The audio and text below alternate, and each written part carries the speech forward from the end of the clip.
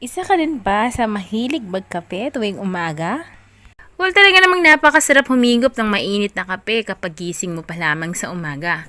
Pero hindi tungkol sa atin ang ating pag-uusapan. Ito ay tungkol sa mga houseplant na gustong-gusto ang kape para sa kanilang paglago. Ang caffeine ay hindi lamang natin tinatangkilik ng mga tao, ngunit may ilang mga halamang pantahanan din na gustong-gusto ito. Nakakagulat, di ba? Well, totoo. Ito ay dahil ang mga halaman na ito ay gusto ang kape para lumago sila.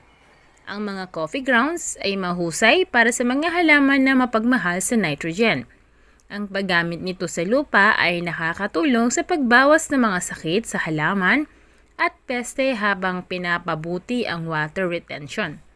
Kaya sa video ito ating ibibigay ang 10 mga houseplant na gustong-gusto ang kape. Gumamit ng coffee grounds 1 part to 3 parts of soil.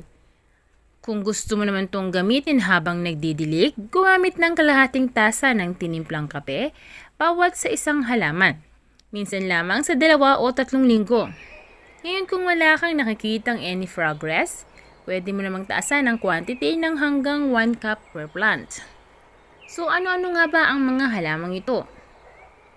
Number 1, Christmas cactus. I-treats mo ang iyong Christmas cactus ng 2 beses sa isang linggo gamit ang mayamang tubig na may kape.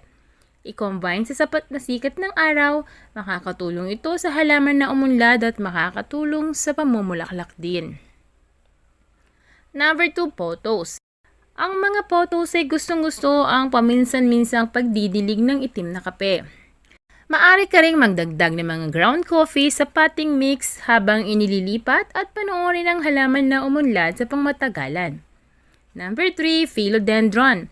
Ang magandang houseplant na ito ay nag-aalok ng isang malawak na hanay ng mga varieties upang lumago sa loob ng bahay. Magdagdag ng mga ground coffee sa potting mix or simpleng iwisik ang isang solution ng kape at tubig para sa lunti ang paglaki. Number 4, African violet. Ang magandang houseplant na ito ay isang mahusay na pagpipilian upang magdala ng isang pop ng kulay sa loob ng bahay. Ito ay isang malaking fan ng nitrogen at acid kaya maaari mong gamitin ang isang solusyon ng kape at tubig para sa pinakamahusay na paglago. Number 5, cyclamen. Ang kaakit-akit ng mga bulaklak ng houseplant na ito mula Disyembre hanggang Abril ay maaari kang tumulong sa siksik na paglaki sa pamamagitan ng pagtutubig ng madalas sa panahon ng pamumulaklak na may solusyon ng tubig at kape. Number 6, mga maliliit na roses. Karamihan sa mga species ng rosas, kabilang ang mga maliliit na rosas, gusto ang nitrogen at acid habang hinihimok nila ang pamumulaklak. Gumamit ng kalahating tasa ng itim na kape bawat halaman, 1 beses sa 2 o 3 linggo. Number 7, jade plant. Ang mga jade ay gusto ang kape gaya ng pagkakagusto nila sa nitrogen. Tinutulungan nila itong manatili sa dark na kulay at hinihikayat ang paglago ng makapal na stem. Dapat mo lamang tandaan na hindi ito pwedeng i-overwatering. Number 8, snake plant. Ang mababang pagpapanatili na halaman nito ay nasisiyahan din sa paminsan-minsang coffee treats. Gumawa ng solusyon ng 2 parte ng kape sa 3 parte ng tubig at isprinkle ito sa paso minsan sa 3 linggo. Number 9, spider plant. Sikat sila sa manipis at sari-saring kulay tulad ng spider foliage. Ang air purifying na halaman na ito ay mahusay sa banayad at acidic na lupa. Paghaluin ng 1 bahagi ng kape sa 3 bahagi ng tubig upang ma-promote ang paglago. Kung gusto niyo naman, sa susunod na video natin ipapakita natin ang iba't ibang klase ng mga spider plant. At number 10, azalea or rhododendron.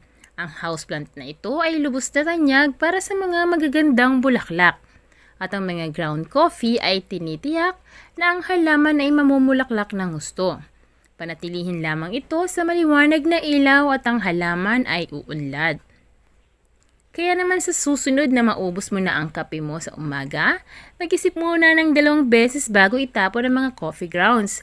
Dahil ang mga coffee grounds ay maaaring gumawa ng kababalaghan sa iyong hardin. Hindi necessarily sa mga paraang nais mong asahan. Bagaman hindi sila nagbibigay ng masaganang nitrogen at hindi pinabababa ang pH ng lupa, Maaari naman nilang pagyamanin ang iyong hardin ng lupa at compost pile. Dagdag pa rito, wala silang nilalaman ng anumang malalupit na chemical. So yan lamang po mga kaibigan ang ilan sa mga halaman na pwedeng-pwede or gustong-gusto ang kape. Kaya naman ano pa ang hinihintay nyo sa tuwing iinom kayo ng kape, huwag nyo na pong itapon ang mga coffee grounds nyo dahil may mahalaga pa pala itong paggagamitan. Lalo na sa mga may hilig sa maghalaman dito sa atin.